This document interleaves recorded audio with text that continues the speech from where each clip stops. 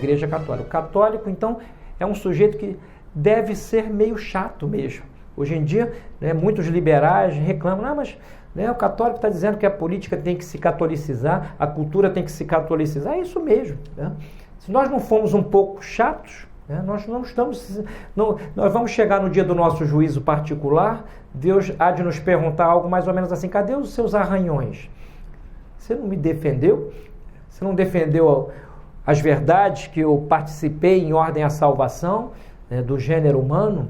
Então, esta crise, ela começa a ganhar uma conformação nova, ela lá no início do século XX, quando o modernismo ganha terreno dentro da igreja. São Pio X, o maior papa, na minha opinião, do século XX, seguido de Pio XII, São Pio X, ele publica a sua Patiende, a encíclica em que condena o modernismo e, ao mesmo tempo, em seguida, ato contínuo, ele obriga todos aqueles que seriam ordenados, então, a prestarem o juramento antimodernista. Ou seja, o padre, antes de se ordenar, ele tinha que fazer um juramento com a mão sobre a Bíblia de que ele renegava o modernismo. Porque São Pio X, nesta encíclica, diz que os inimigos já não estavam fora apenas, e sim dentro da igreja. Então, dizer que a igreja está em crise não é dizer nenhuma novidade. Então, essa é a primeira coisa a ressaltar. São Pio X, há mais de um século atrás, já o tinha feito. E advertido que os inimigos estavam dentro da igreja. Eu vou contar uma história aqui que talvez alguns saibam, os que mais versados em filosofia, que diz respeito a um filósofo basco chamado Xavier Zubiri, que tem uma obra interessante. O Zubiri, muita gente não sabe, ele foi ordenado sacerdote. Existe uma biografia, uma das principais biografias do Zubiri, se chama La Soledad Sonora, a solidão sonora, é do Jordi Corominas, e lá ele vai a todo o epistolário, é muito bem documentada. Ele diz que o Zubiri, que assistia escondidamente às aulas do Loisy, que era um homem já naquela altura, condenado pela igreja, o Zubiri escreve ao seu melhor amigo, dizendo o seguinte, na ocasião em que foi ordenado: o dia da minha ordenação foi o mais infeliz da minha vida, porque eu tive que prestar o juramento antimodernista. Zubiri Dixit, palavras dele, está lá no epistolário dele. Então, depois de um tempo, ele foi secularizado, ele em verdade ele tinha uma vocação filosófica e não teológica. Então, esta crise ela não é de hoje. Depois ele veio a casar-se, etc. Mas ele aderia a um sem número de teses do modernismo teológico, não só do Loisy. Maurice Blondel, que foi outro também condenado na ocasião, era amado pelo Zubiri. E o que eu disse aqui logo no início foi o seguinte: o teólogo católico, ele não pode pensar fora da fé, mesmo sendo um grande filósofo, ele não pode partir de pressuposições alheias ou contrárias à fé, senão ele pode ser tudo menos um filósofo católico. Talvez seja um católico filósofo, que é diferente. São duas coisas diferentes, às vezes coincidem no mesmo personagem. Então, nós somos herdeiros de uma doutrina extraordinária, uma doutrina que salva e que nos melhora psicologicamente se nós fizermos um esforço. É a ajuda do alto, Gratia non tollit naturam, a graça não tolhe a natureza, mas a aperfeiçoa. Esta graça ela é dada pelos sacramentos, que são veículo dela, mas também conforme e de acordo com os desígnios da providência, que não nos cabe interpretar. Deus pode fazer o maior dos criminosos receber uma graça superabundante sem nem sequer ter as pré-condições psíquicas para receber aquela verdade elevada. O próprio São Paulo é um grande exemplo. São Paulo caiu do cavalo, literalmente, era um perseguidor de cristãos. A sua conversão é uma das mais espetaculares da história da igreja e é súbita. Quando a luz de Deus é infundida numa mente, é impossível que essa mente não adira a essa luz. Quando o Duns Scott diz que os bem-aventurados podem pecar no céu, ele está dizendo uma coisa que é grave. Significa que aquela luz não é suficiente para mantê-los na glória, na felicidade irreversível. O céu seria uma realidade reversível. Pensemos bem na gravidade desta afirmação. É uma afirmação bastante grave. Então, a crise doutrinal, ela sempre houve crises dentro da igreja. Só que em todas as ocasiões, cedo ou tarde, na maioria delas, logo, a igreja se manifestou e condenou as heresias de maneira solene, muitas vezes valendo-se providencialmente de santos extraordinários. Santo Antônio de Lisboa é um deles, o martelo dos hereges. Eu tenho um estudo lá em casa sobre a obra e a vida de Santo Antônio, é de um português, e ele nos lembra o seguinte: quando Santo Antônio escrevia contra os cátaros, ele usava de um latim quase popularesco, e quando ele escrevia sobre coisas elevadas, ele era um sermonista como quase, assim, divino. A sua língua está incorrupta até hoje. Então, ele foi um desses incontáveis instrumentos da divina providência com que a igreja contou para defender a sua doutrina. Os cátaros eram contra o nascimento, eram gnósticos, eram contra o matrimônio, eram a favor do suicídio. Se a seita cátara crescesse, né, a sociedade se tornaria autofágica, e muita gente esquece que o tribunal da Inquisição, ele nasce para dar julgamento para estas pessoas que eram assassinadas pela população. Então, o tribunal da Inquisição, ele surge para dar um julgamento a estes cátaros e outros hereges, né? Por isso que era o tribunal da misericórdia, de alguma maneira.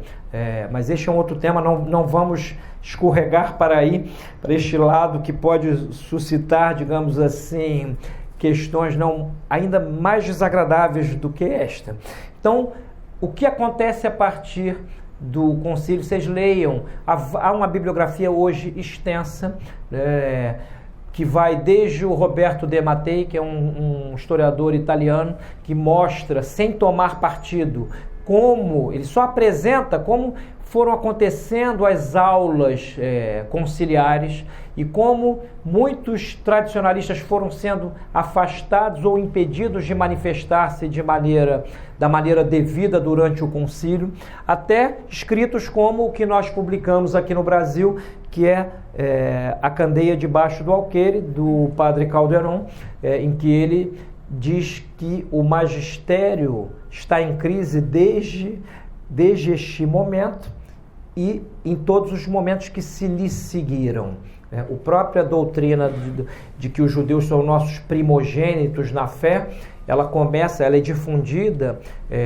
no início da década de 70, em algumas encíclicas, e também na década de 80, e vale dizer o seguinte: o primogênito é o primeiro da mesma família, e não da outra família, né?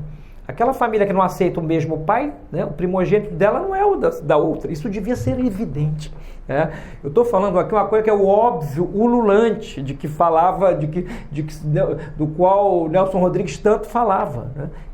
Primogênito é o primeiro dentro da mesma família, e não o primeiro na família, né, da mãe Joana, né, na família de quem quer que seja. Então, essa primogenitura na fé, né, quem é primogênito na fé? São os próprios apóstolos a quem foi passada esta doutrina divina.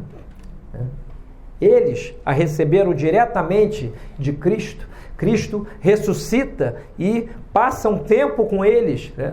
Este selo indelével de Pentecostes, etc., ele acontece. Eles são os grandes primogênitos. Então, a primeira regra da fé próxima é o magistério e a primeiríssima é a própria Sagrada Escritura.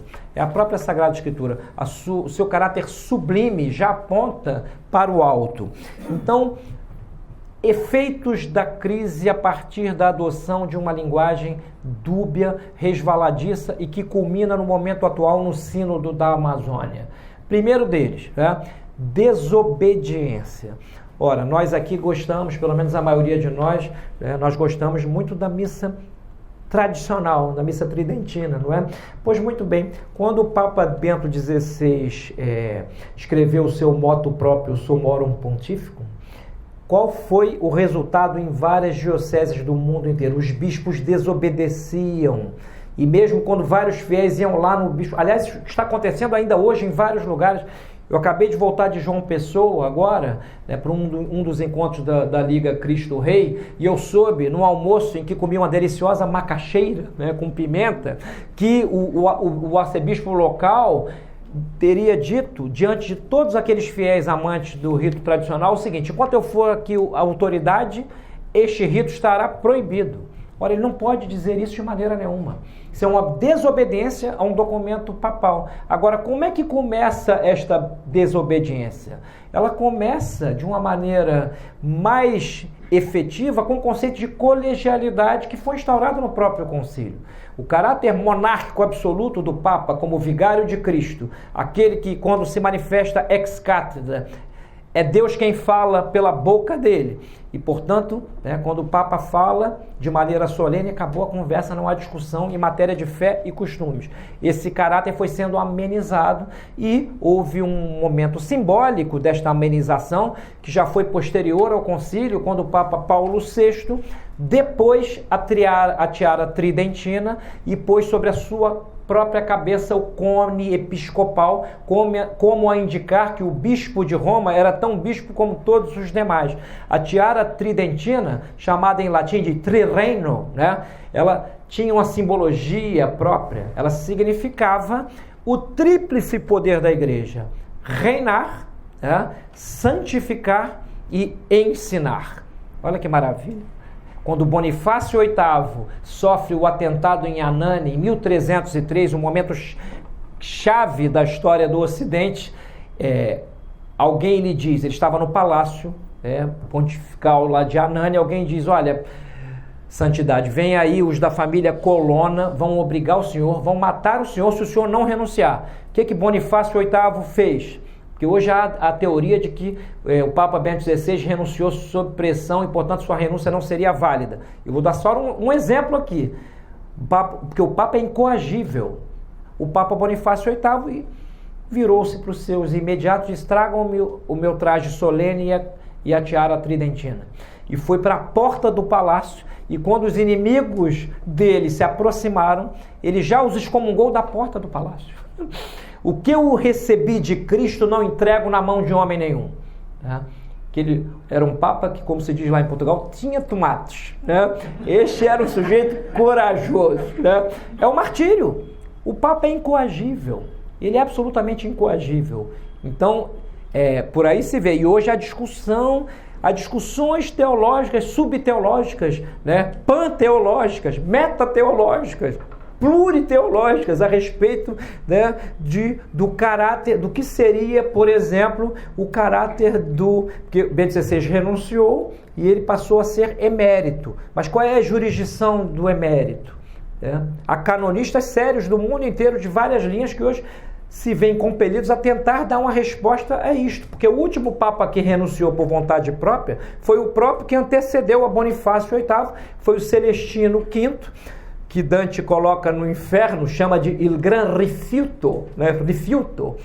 Ou seja, aquele Papa renunciou e voltou lá para o seu mosteiro, e depois alguns homens tentaram convencê-lo de que a renúncia não tinha sido válida, ele já ia fugir, e Bonifácio VIII viu o perigo de cisma e disse: não, o senhor não vai fugir não, vai ficar confinado no mosteiro. E não tinha essa coisa de emérito. Né? O senhor agora é um monge, né? E como monge, pelo bem da igreja, o senhor vai ficar aqui neste mosteiro. E o que ele fez? E depois Bonifácio VIII foi acusado por inimigos da igreja e dele de ter mandado matar Celestino V. O próprio Papa que canonizou Celestino V, sob pressão do rei Filipe o Belo sem vergonha, ele queria que o Papa o canonizasse como mártir. E o Papa, na hora de assinar o documento, mudou para confessor. Porque se ele canoniza Celestino V como mártir, ele estaria acusando Bonifácio VIII de tê-lo mandado matar. Como Deus é providente, deu uma luz para o Papa no último momento. Não, ele é um confessor. Né? Eu vou obedecer aqui a pressão do rei, mas eu também não vou colocá-lo como mártir, porque o mártir é aquele que morre in odium fidei. Não é quem morre qualquer morte dolorosa, é aquele cuja morte dolorosa se deveu ao ódio à fé. Você vê, olha quantas coisas eu estou dizendo aqui, meio que de improviso, relativas à doutrina. Se todos nós soubéssemos por uma espécie de fulgurante insight, né, que certas verdades são as verdades católicas e outras não são, não haveria dissensões. Não teria havido nunca nenhuma heresia na história da igreja. Ela seria uma realidade aberta, na qual se discutiria até muita coisa, mas aquelas verdades seriam intuídas de uma maneira excelentíssima e não haveria nenhuma discussão teológica. A história da igreja está aí para demonstrar que o que houve desde sempre foi muita discussão, inclusive entre santos, hein? Não havia esse politicamente correto. Inclusive santos brigavam com relação a coisas que podiam direta ou indiretamente resvalar na fé. Quando Santo Tomás escreve um livro Contra Murmurantes, o final do título do livro é Contra Murmurantes, ele pôs no plural esse murmurantes, mas o murmurante a que ele se refere é São Boaventura, né? Que dizia que Aristóteles, que ele desde garotinho como estudante da Universidade de Paris, na Faculdade de Artes, ele teve um ojeriza a Aristóteles, porque Aristóteles diz que o mundo é eterno e a Sagrada Escritura diz que o mundo foi criado, né? E Santo Tomás de Aquino, neste tratado, ele mostra que, olha, nós sabemos que o mundo foi criado por fé. A razão natural não tem como decidir com grau de certeza absoluta se a criação se deu no tempo ou desde a eternidade, desde o instante eterno. Deus é um só agora. Nós somos uma sucessão de agoras. O Cronos nos mede. O tempo é a medida do ser humano.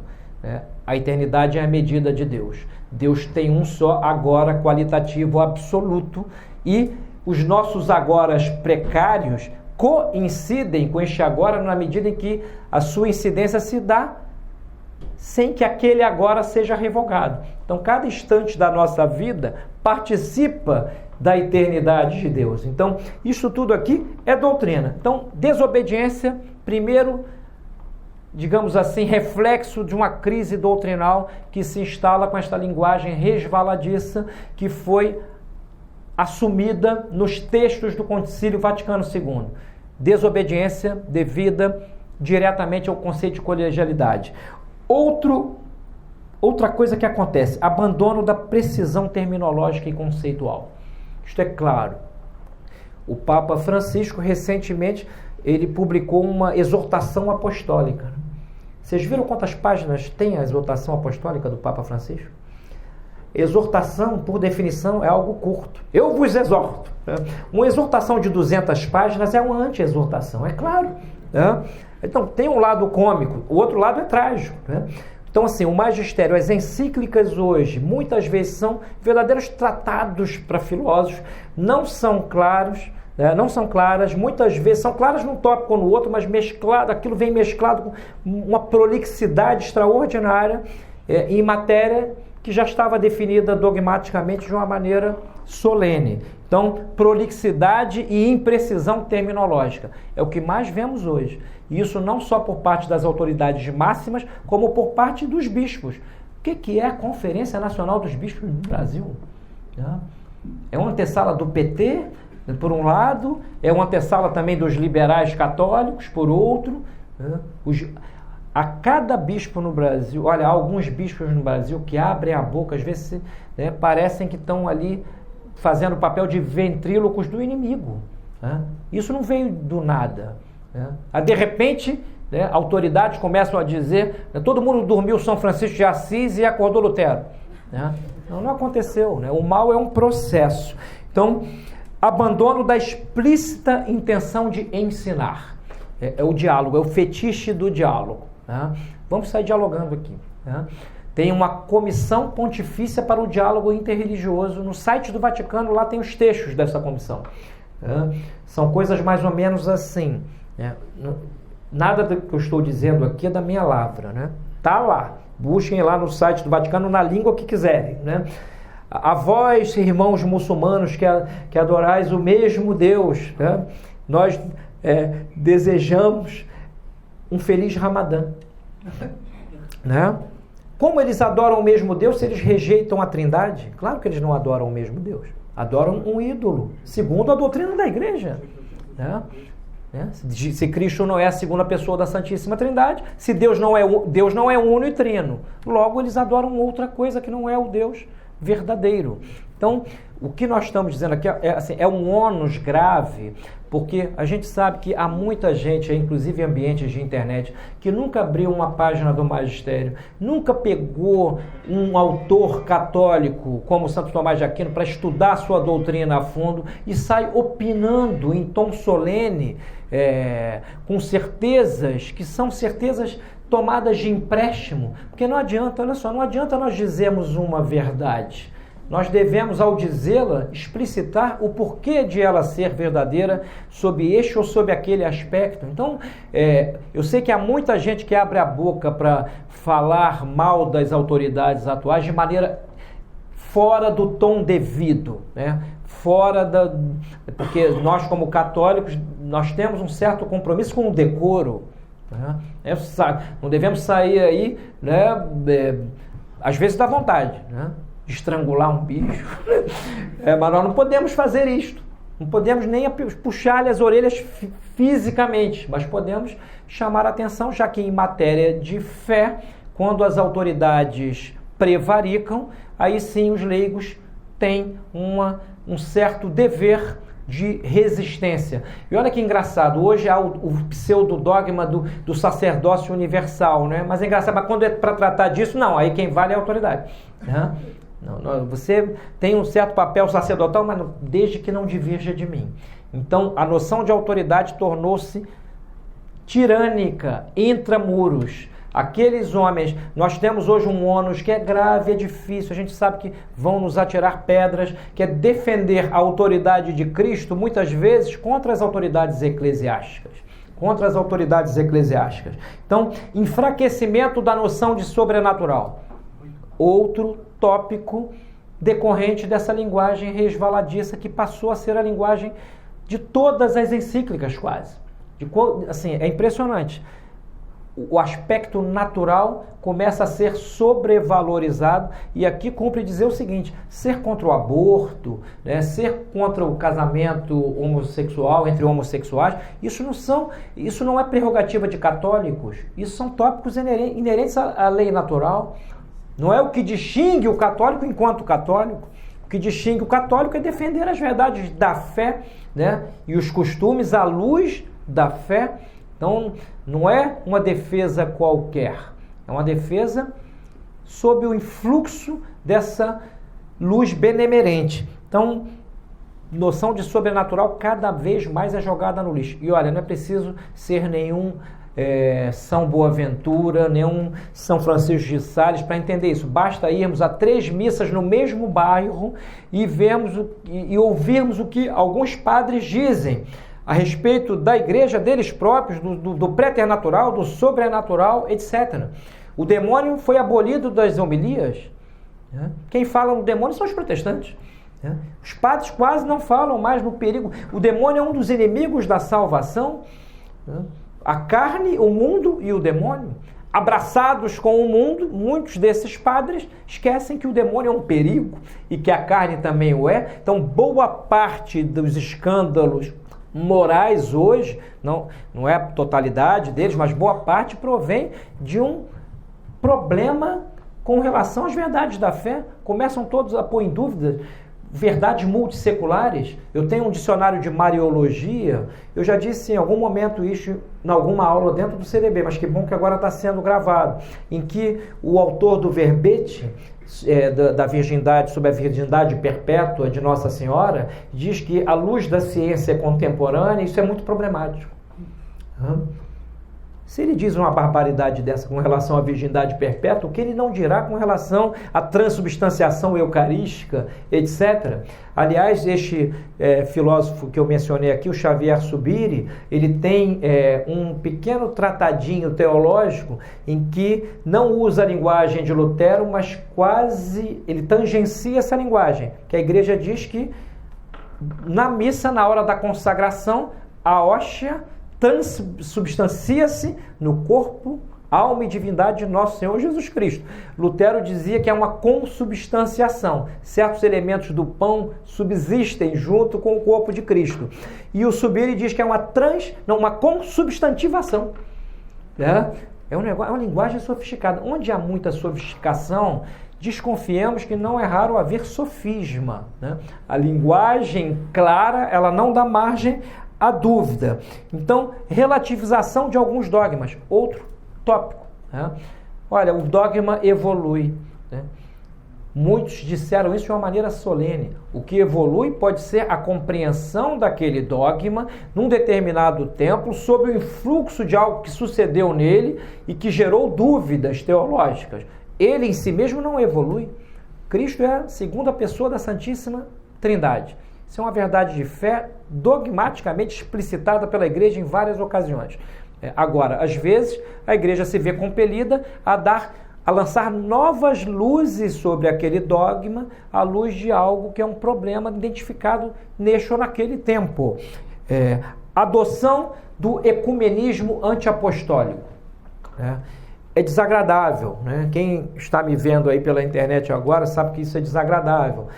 Mas às vezes nos cumpre ser desagradáveis. O Papa Francisco recentemente, há 1 ano e meio atrás, foi à Rússia e disse que tentar converter um ortodoxo era um grosso pecado. Um grosso pecado. No catecismo de quem? Um grosso pecado. Então, esta antiapostolicidade, e isso ninguém ouviu. Está dito num bom italiano pelo Papa, foi filmado pelo mundo inteiro.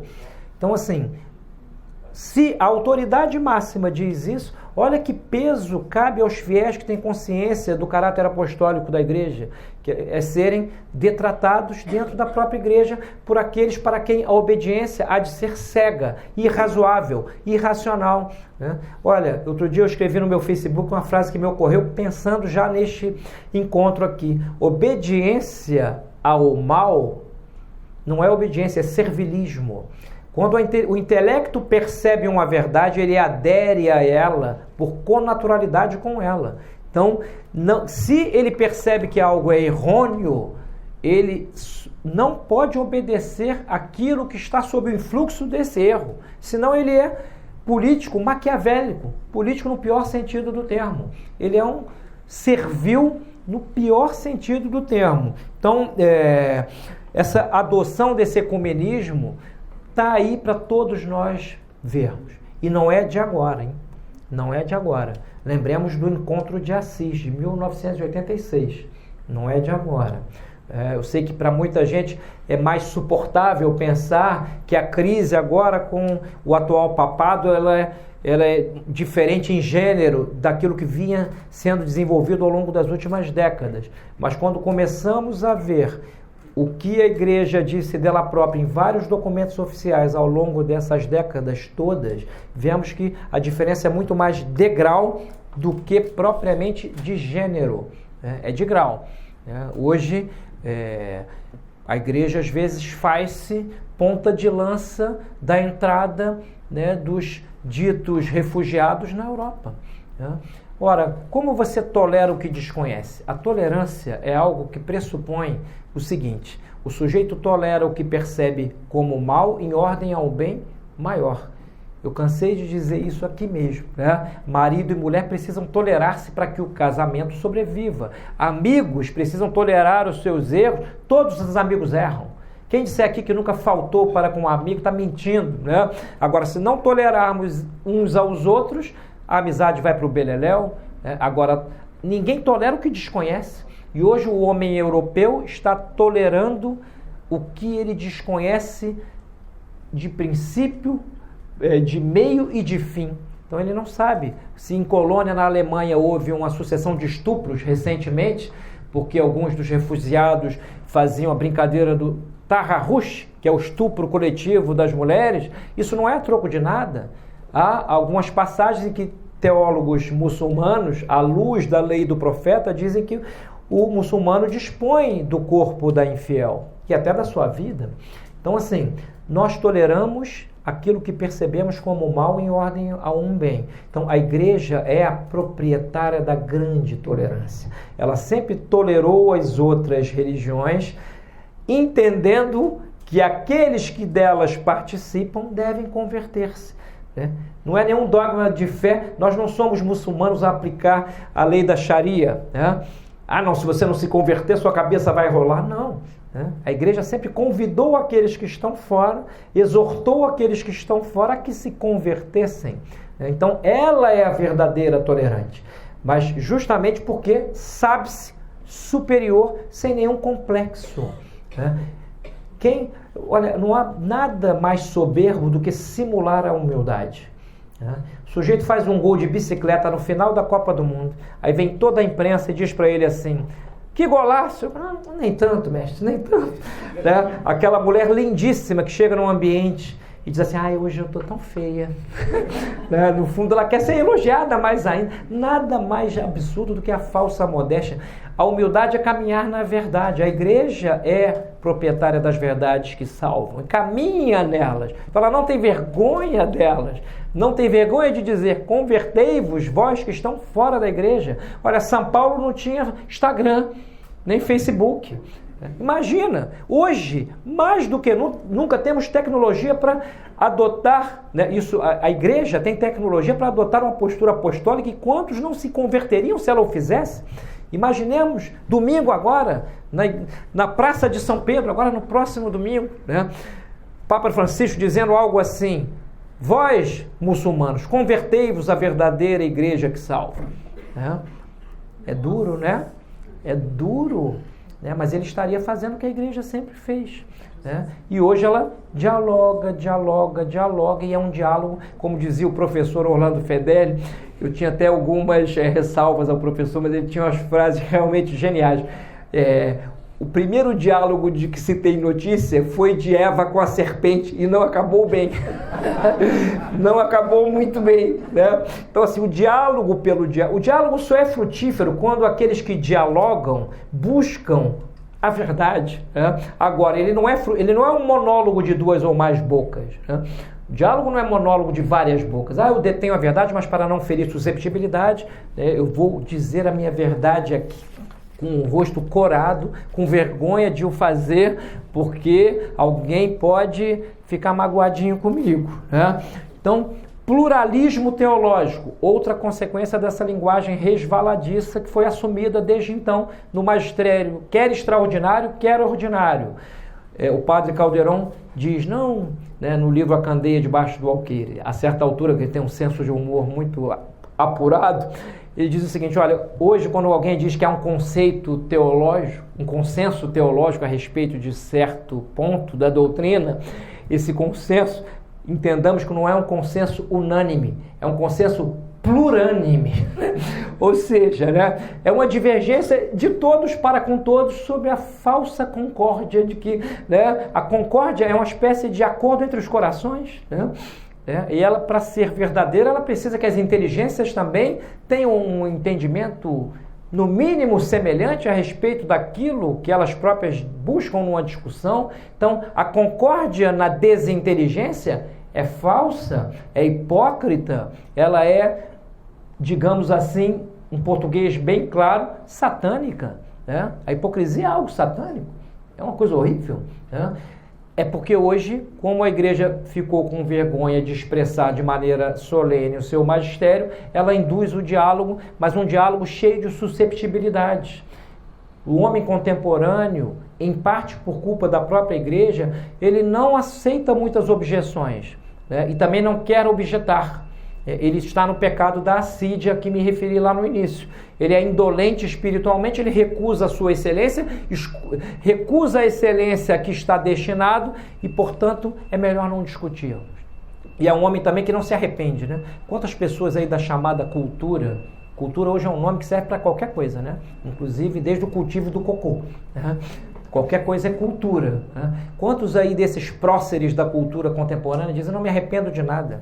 Outro dia a funkeira Anitta disse isso, para todo mundo: não me arrependo de nada. Ora, o único que pode dizer que não se arrepende de nada é aquele a quem normalmente chamamos Deus, né? Deus não tem mácula, ele não tem do que se arrepender, ele é a própria verdade. Agora, todos nós que caminhamos para a verdade, as verdades até num plano natural com grande dificuldade, muitas vezes precisamos do arrependimento. O sacramento da penitência não é o sacramento que requer como pré-condição o arrependimento. O arrependimento não é remorso. O remorso é o medo das consequências. O arrependimento é ir às causas e tentar as causas do erro e tentar colocá-las de lado, saná-las de alguma maneira. Judas não se arrependeu, teve remorso, ele não pediu, ele devolveu as moedas, ele não pediu perdão a Cristo. Se pedisse, Cristo perdoava, né? Ele não fez como o bom ladrão, ele devolveu as moedas, né? As 30 moedas com que vendeu o nosso Senhor. Então, o arrependimento, a igreja também é a grande difusora do arrependimento que salva, né? Agora, se ela não se coloca como superior, como aquela que porta uma doutrina sublime, ela vai induzir alguém a se arrepender? Claro que não, se há elementos eclesiológicos em outras comunidades ditas cristãs, né? Eu preciso me arrepender, por exemplo, é matéria de confissão, né? A pessoa, por exemplo, se converte, né? Ela batia um tambor, ou então ia alguma confissão afro, ou então a qualquer outra religião, não interessa. Aí, de repente, por influxo especial da graça, se converteu, né? Vai fazer uma confissão geral, é um sumário dos pecados. É óbvio que sem entrar em detalhes, né? Porque, coitado, o ouvido do padre não é pinico. Nesta confissão geral, ela inclui esta matéria. Olha, padre, né? Tarde amei a Deus, de acordo com a Santa Amada Igreja, né? Eu participei, né, de comunidades esotéricas, eu participei, né, fui desta ou daquela confissão. A igreja é a grande difusora do arrependimento como veículo de salvação.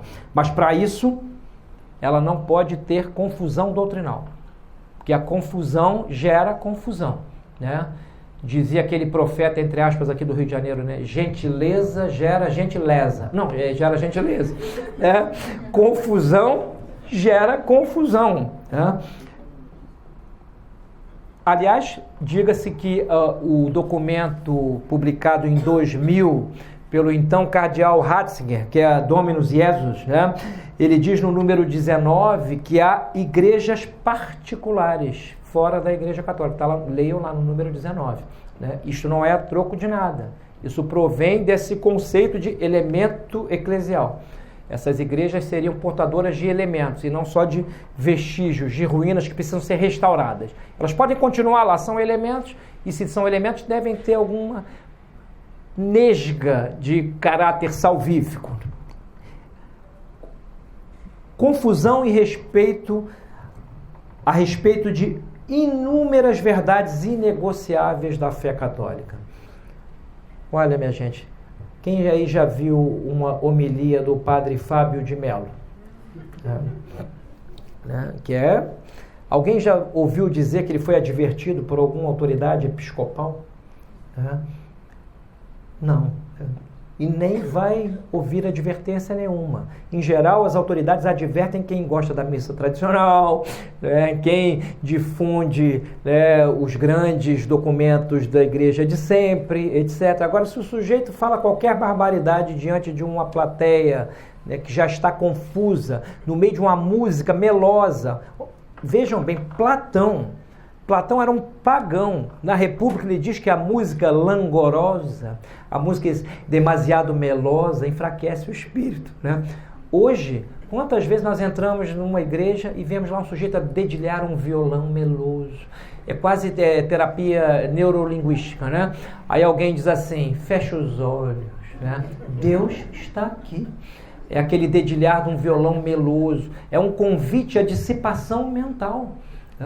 É diferente de um canto gregoriano, uma música polifônica, né, com tudo ordenado à sacralidade. A pessoa, até um ateu entra numa missa tradicional, ele tem a clara noção de que algo está sendo oferecido a alguém, né? É um sacrifício que está sendo oferecido a alguém. Ele tem uma quebra em relação à estética do mundo. Pensemos numa catedral gótica. Eu acabei de ir a Portugal, fui a Sevilha, na Espanha. Foi uma das maiores emoções da minha vida, porque aquilo é um milagre arquitetônico extraordinário, né? E é da chamada Idade das Trevas, né? Ou seja, homens de fé que não tinham a menor dúvida a respeito daquilo que a igreja é, fizeram aqueles templos. Você entra ali, a sacralidade, ela quase que se impõe à inteligência. Até um ateu é capaz de comover-se num templo daquele. Agora pensemos aqui na nossa Catedral do Rio de Janeiro, né? Para quem não sabe, Dom Jaime Câmara, né, que foi o arcebispo do Rio anterior a Dom Eugênio, se não me falha a memória, ele foi ao México. Essa é uma informação eu vou dar porque muitos podem não saber. E visitou uns templos incas e maias de sacrifícios humanos, né? E quando voltou encantado com aquilo, nós vamos fazer algo parecido para ser a Catedral do Rio de Janeiro. Isso é verdade verdadeira. Aliás, quem estiver achando que eu estou mentindo, vá ao site da Catedral, que vai estar lá essa história contada, né, de outra maneira. Então, este homem, aí contratou um arquiteto que não soube nem reproduzir a forma cônica daqueles templos, né? É um negócio parecido com aquilo, mas vejam lá vocês se algo da religião maia pode servir de modelo estético para que construamos uma catedral, né? Um templo de sacrifícios humanos. Então, assim, crise estética, crise litúrgica, crise na música, estética aqui, ó, na música, na oratória, em tudo, né? Nas igrejas. Eu fui agora a Brasília recentemente, né? Nunca tinha tido o desprazer de lá estar, e passei pela catedral, né? A Catedral de Brasília foi concebida por um ateu, Oscar Niemeyer, né? Uma coisa impressionante, né? Você olha para aquilo, parece qualquer coisa menos uma igreja, parece uma couve-flor antes do cozimento, mas não é? A coisa toda redonda, sinuosa, nada ali convida ao sublime, convida, né, ao escorregadio, né, ao multifacetado, etc., a devaneios. Parece um traço daquele cartunista Lan. Quem aqui já viu aqueles que desenhavam as mulatas, né, no carnaval, né, aquilo ali cheio de curvas, não tem nada sacral. Então, outro fruto desta confusão doutrinal expressa nos documentos da igreja: contraposição entre consciência / liberdade e ensinamento da igreja, né? O padre Caldeirão diz lindamente que para o católico a verdade não coage a sua liberdade, pelo contrário, a favorece, né? Conhecereis a verdade e a verdade vos libertará. Para o católico liberal, a autoridade, ela é meio que coatora, ela coage a consciência de alguma maneira. Por isso que ele tem um certo problema em obedecer. E aqui vale lembrar, falamos da soberba lá no início desta breve palestra, né? Quem é aquele que pode fingir tudo menos obediência? O demônio. Ele simula tudo, menos obediência, que a obediência manifestaria uma humildade que para ele é repugnante em grau máximo. Então, assim, onde não há autoridade, reina a confusão. Onde as autoridades espirituais prevaricam com relação ao seu munus, há confusão não só dentro da igreja, como no mundo. No mundo. Por isso, é óbvio, nós aqui como cidadãos brasileiros queremos uma polis melhor, né? E vamos atuar neste sentido tanto quanto for possível. Agora, ninguém regenera a forma só pela matéria, né? Regenera a matéria pela forma, dando-lhe uma nova forma. Ou seja, a política se regenerará, se for da vontade de Deus, se a igreja no Ocidente reassumir o seu papel de mestra das nações. Mas para isso ela tem que abandonar o ecumenismo. Então, o sínodo da Amazônia é uma tragédia, vai acontecer naquela sala horrorosa, sala Paulo VI, cuja estética é o fim da picada, é Cristo ressurgindo do humus da terra, mas não veio do nada. Ele é fruto direto de uma confusão manifesta na própria maneira como a igreja expressa as suas verdades. E, às vezes, quando se corrompe materialmente um ente demasiado, a forma acaba por perder-se. Assim acontece com a nossa vida, por exemplo.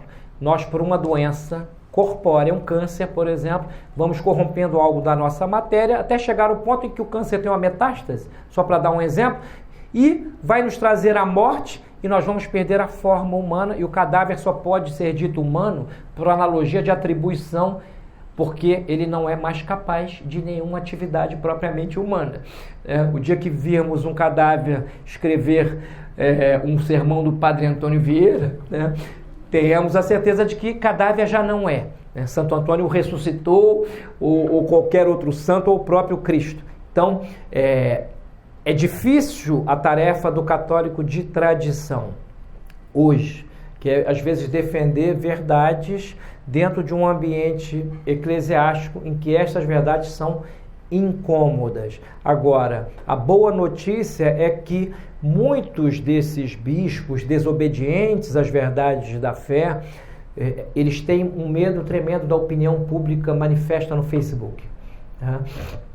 Então, às vezes, é bom trazer à baila alguns dos seus erros em matéria grave, porque eles rapidamente põem o galho dentro. Eu já vi exemplos aqui na nossa própria, na Diocese de Niterói, na Arquidiocese de Niterói, aqui no Rio. Muitas vezes autoridades, um bispo auxiliar, etc., minimizam certas barbaridades com medo da opinião pública. Então, o católico de tradição e o Centro Dom Bosco, nesse sentido, ele é um tônus testosterônico, porque, de alguma maneira, ele traz para muitos jovens que estavam, muitos deles, eu via que eu presenciei, ninguém me contou, eu vi algumas conversões aqui acontecerem, pessoas de confissões protestantes virarem católicas assistindo às aulas no CDB. Então, assim, mas por quê?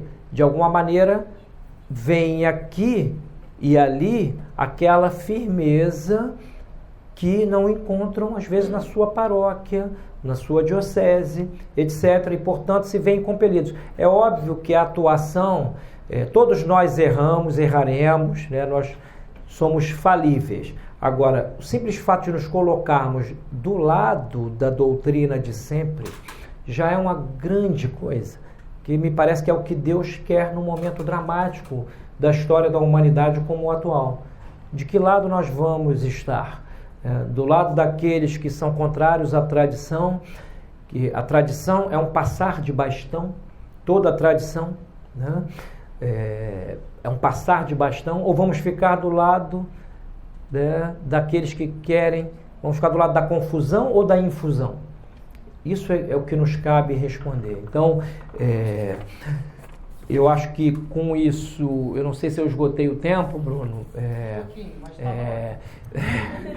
mas assim, eu agradeço e assim, me coloco à disposição para perguntas quando for o caso, mas assim, eu só quero, me desculpem se eu feri susceptibilidades, eu tentei usar as luvas de pelica de que sou capaz.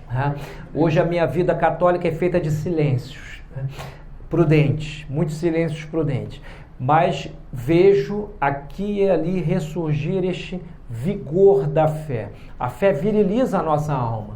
Santa Teresa d'Ávila tinha mais testosterona do que essa sala inteira aqui. Ela era uma mulher do tamanho da Mariazinha. E, no entanto, valente, muito valente. Então, que essa valentia à luz da fé se propague. Gente, aquele abraço e estamos juntos aí.